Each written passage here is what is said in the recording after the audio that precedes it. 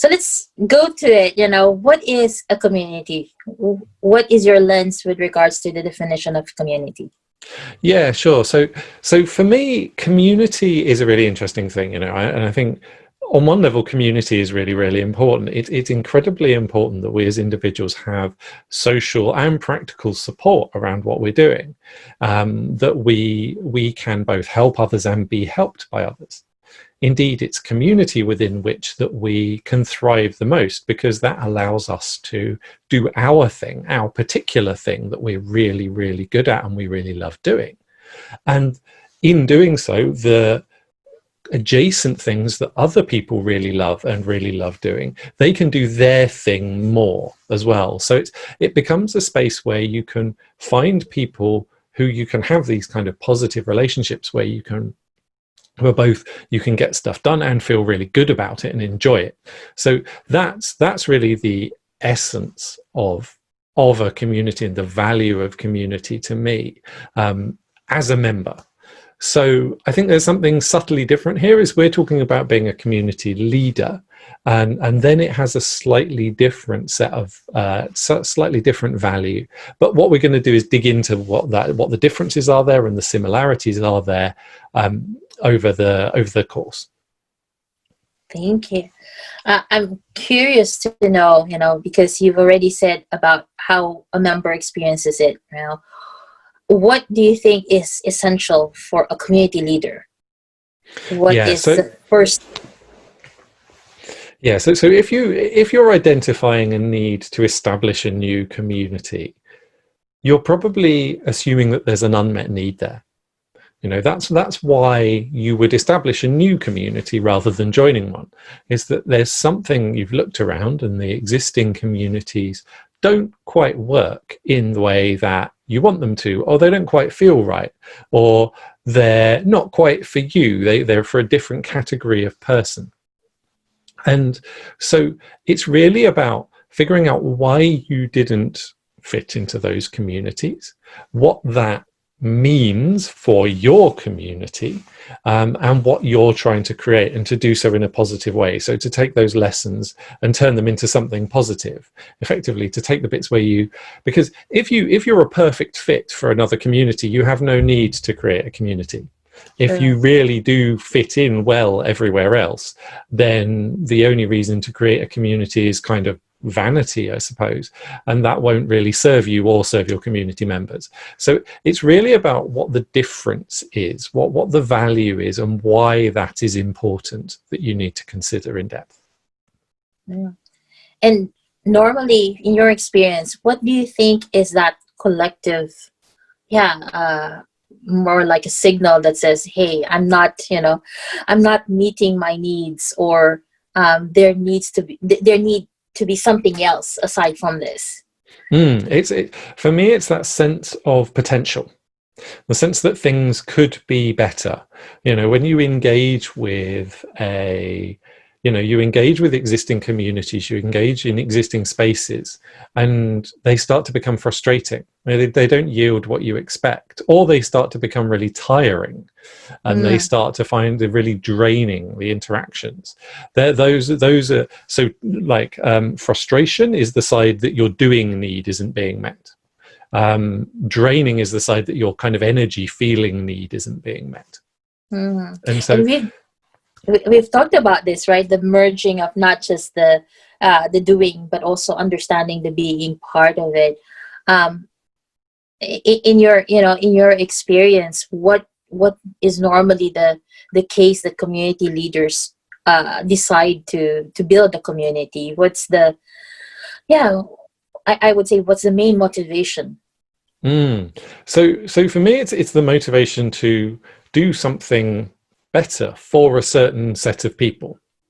So when you take that step outside, you're looking to really create something new, create a whole new group, a whole new category, if you will, that is a better fit for a certain amount of people, that enables different practices because it enables different people to join, that works in a different way.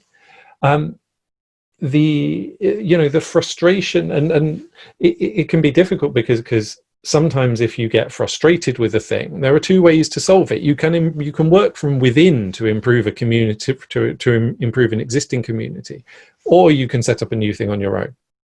And for me, it's really about understanding where your strengths are and where your needs are, where you're coming from with this. Not everyone is suited to be a community leader. And I think it's really about understanding what isn't working for you in what is available to you right now, what could be better, and then how best to manifest that.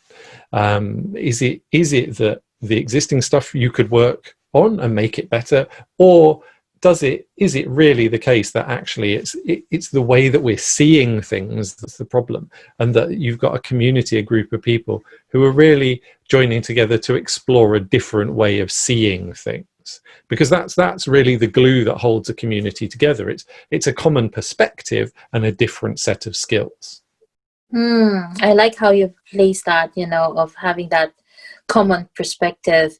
And I can imagine then that forces in that understanding that it is an adaptive system. And then So the adaptive systems thing is really important, and I did talk about that a lot in the other talk, so I'm not going to repeat myself too much, and there's a lot available online, but I'm going to talk about what's relevant to community throughout this. So I want to give a very brief bit of background, which is that a complex adaptive system is a way of understanding the behavior of things that interact in unexpected ways, in non-linear ways. It tends to be the messier, more living things that fall into this category. And that's why I think community, it's a really helpful lens to look at community. Because if we get too linear about the design of community and we assume we can understand everything about how different people are going to interact, we're going to hit all sorts of very unexpected speed bumps and we're not going to know what to do about them. So it's really about taking a set of tools and understanding the world in a slightly different way, and so you can choose the right approach at the right time.